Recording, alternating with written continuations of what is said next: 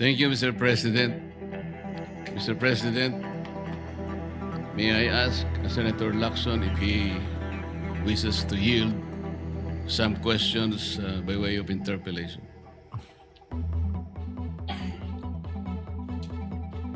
Senator Lacson, I'll say it again, Mr. President. Until the partial committee report is submitted or filed with the Bills and Index Division, and until after I have sponsored the partial committee report, I'm not yielding the floor.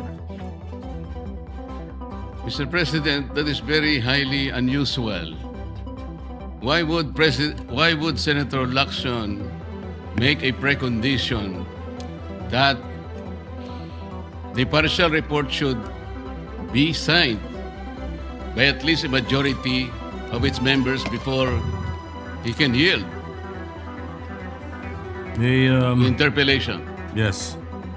May I place on record that it is the prerogative of any member of the Senate to yield or not yield.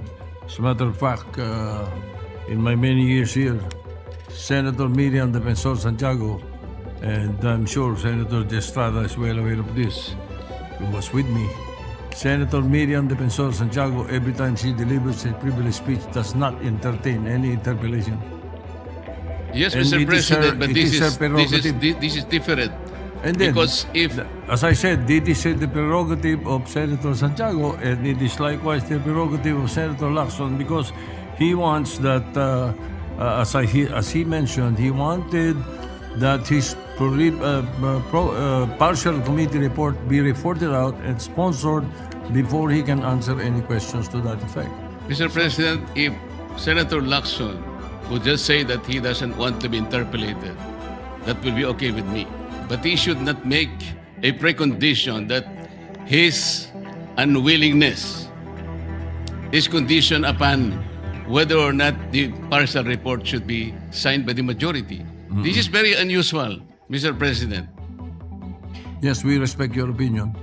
And because he doesn't want to be interpellated, may I just be given the opportunity to make manifestation because my name was mentioned Of by course, Senator Lacson. of course you may. Go Thank ahead. you, Mr. President. Mr. President,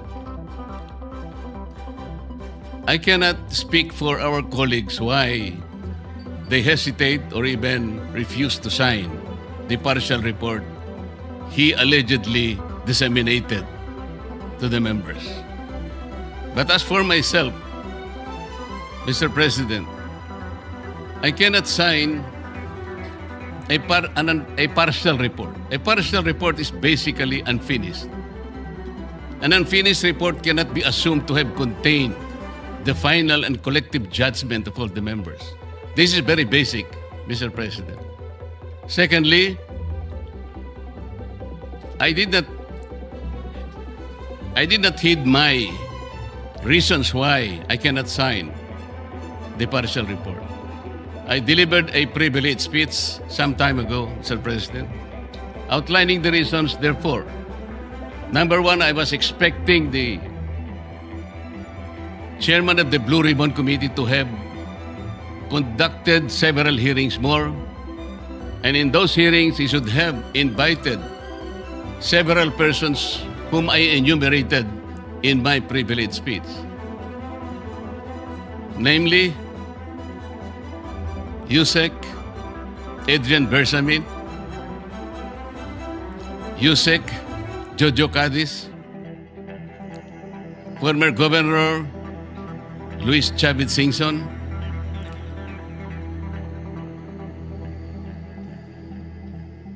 former Speaker Martin Romualdez, former Congressman Saldico by way of an apostilled sworn statement, because this is very, very possible.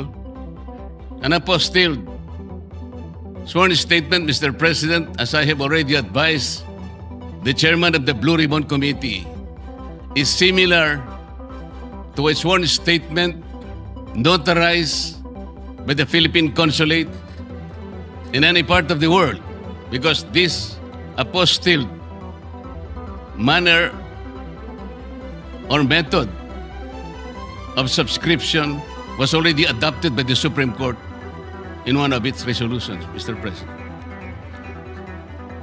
I also advocated that the 18 ex-soldiers be immediately be invited because they have so much to say. Because I thought he said, and he emphasized at some point, that wherever the evidence is, the BRC will be led thereto, Mr. President. Ang sabi pa po niya, Mr. President, hindi option yung interparliamentary courtesy. At kung ako po ba'y tatawagin pala sa mababang kapulungan dahil meron pala silang itatanong tungkol sa di umano ay mga donasyon na aking tinanggap.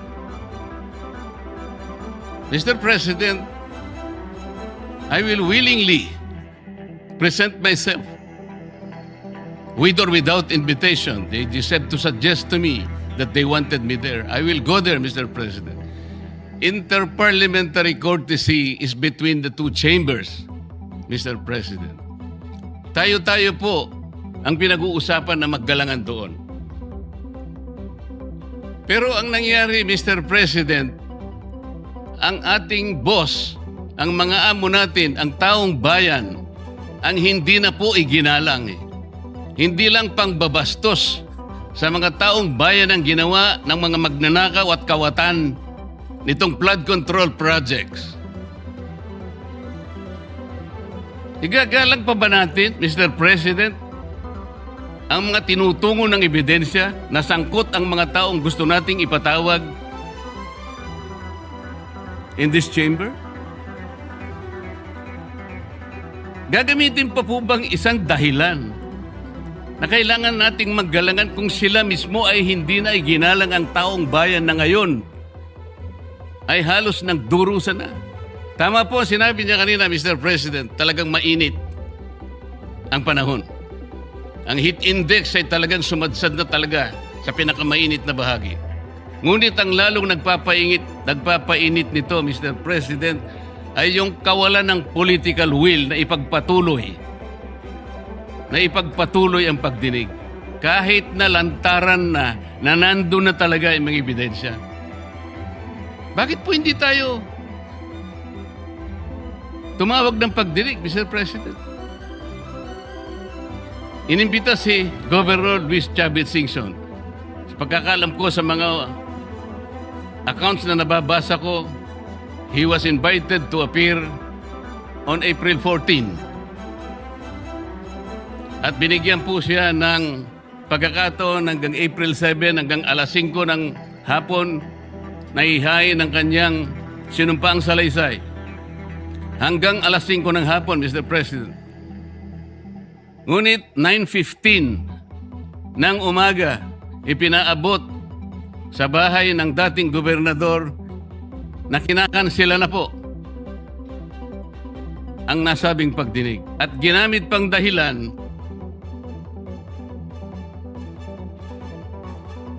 paano po nangyari yun, Mr. President? Binigyan siya hanggang alas 5 ng Abril 7 na isubmit. Sa pagkakaalam ko po, nandun na siya sa Maynila at nanananghali. Pagkatapos nun ay tutuloy siya sa opisina ni Senator Lacson para ihain yung sworn statement na kanyang inihanda. Bakit po kinakailangang dumating pa si Saldico? Hinihintay siguro ni Saldico, Mr. President, ideklara lang ng chairman ng Blue Ribbon Committee, i-apostil mo lang yan kahit nasaan ka sa anumang bansa ka sa Europe, tatanggapin ng committee yan. At pagkatapos ay hahayaan ka namin sa pamagitan ng Zoom ay pumayag ka at iimbitehan ka namin para sa isang special na pagdinig kung yan ang gusto mo. Yun lang siguro gusto niyang marinig. Bakit ikukondisyon pa natin ang pagdating niya rito, Mr. President, kung yung apostille sworn statement is sufficient enough for him to do just that? Ano po ba tayo rito? Nagtatakip po ba talaga tayo? Mr. President, kayo po ay maaring makapagtestigo sa sasabihin ko. Nung isang araw po, pinuntahan ko kayo sa inyong opisina at may binanggit po akong isang bagay na maaring makatulong sa atin kung paano kilalanin si Senator Lacson. Binanggit ko po sa inyo, Mr. President, ng buong katapatan nung ako'y wala pa po sa Kongreso, wala pa po sa public service. Nakilala ko po si Senator Lacson bilang chief ng PNP. Nabanggit ko po sa inyo, Mr. President, sa ating pag-uusap sa inyong opisina. Mula noon, nung makita ko siya, lalong-lalo na po doon sa episode na pinatawag po niya, ang lahat ng kinaukulan na merong mga nakaw na sasakyan, mga karnap na sasakyan. Naalala ko po na sinabi niya, Mr. President, lahat ng mga ninakaw na sasakyan, dalhin nyo rito sa Camp Crame. No questions asked. Dahil palagi po akong dumadaan sa EDSA, Mr. President. Dahil opisina ko po sa Ortigas, nakita ko pong nakabunton lahat talaga ang mga ninakaw na sasakyan. Talaga pong hinangaan ko, Senator Lacson. Walang nakagawa nun sa aking palagay kung hindi sila. Di ba, Mr. President, sinabi ko pa sa'yo, sayang wala nakako yung aking kaibigan, yung dating mayor ng Marikina, Bayani Fernando. Dahil kinausap ko po siya. Sabi ko, Bayani, alam mo, yung ginagawa mo sa Marikina, gusto ko rin eh. At yung ginagawa ni Chief PNP, Ping Lacson, gusto ko din yun. Ayaw mo ba siyang kausapin na kayong dalawa tumakbo? Si Ping Lacson ang president. Ikaw naman ang vice president. Kinuwento ko sa iyo yan, Mr. President. Bakit ko po sinasabi ngayon ito, Ginoong Pangulo? Nung umpisa po talagang ganong na nakita ko po eh. Yung kanyang kagustuhan na maayos natin ang ating bansa. Yung sinasabi niyang track record, maring nung umpisa nandun po yun eh. Hindi ko ikukwento ito kung hindi talagang hinangaan ko siya noon. Pero bakit ngayon po ay nagkaiba, Mr. President? Parang yung pedestal na aking hinangaan, yung alamat na nandoon, unti-unting gumuho. Nalulungkot po ako at nangyari yun, Mr. President. Ang sabi ko pa nga eh, hindi man tayo dapat maglaban-laban dito eh. Ang kapakanan ng mamamayan ng ating bansa, ang importante rito ba? Yung direksyon natin. Bakit kailangan akong palaging pinapasaringan? Hindi naman po ang aking kagustuhan eh. Kung sino yung dapat na sumikat o sino yung dapat magpasikat, hindi po yun. Isa lang po ang sikat dito, Mr. President. Ang taong bayan na pinagsisilbihan nating lahat. Doon po natin ituon ang lahat ng ating makakaya, ang lahat ng ating energy. Malampasan sana natin ang problemang ito. Ngunit, yung hindi po pagganap sa tungkulin. Yun po yung hinahanap ng tao, Mr. President. Napakainit na po ng panahon talaga. Pinapag-iinit pa ng paghihintay nang hindi malaman hanggang kailan maghihintay ang taong bayan. Ano po ba ang dahilan kung bakit nagkaroon siya ng privilege speech ngayong hapon? Para saan? Para saan? Hindi po ba mas maganda na kumpletohin natin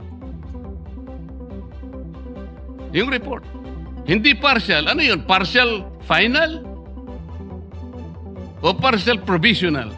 Paano ko po malalaman, Mr. President, kung hindi po ibinigay yung hard copy? Pipilitin akong basahin na nandun lamang sa online. Binigyan lamang kami ng isang file para doon kuhanin namin kami mag-print. Paano ko ba ikukumpara po yung ipinrint ko? Hindi ko naman alam kung sinong gumawa nun dahil wala nga pong pirma yun eh. Doon lang sa paraan na yun eh, nagkakaroon na po ng agam-agam eh. Pagkatapos ayaw pa nilang mag-interpret. Nasa sa kanya po yun, Mr. President. Pero ako po, ang tanging hangarin ko lamang, ayusin natin lahat ito. Sabi nga po niya, hindi makakalimutan ng taong ito at talaga naman pong hindi malilimutan sapagkat ito na po yata ang pinakamalawak na nakawan sa kasaysayan ng ating bansa. Salamat po, Mr. President.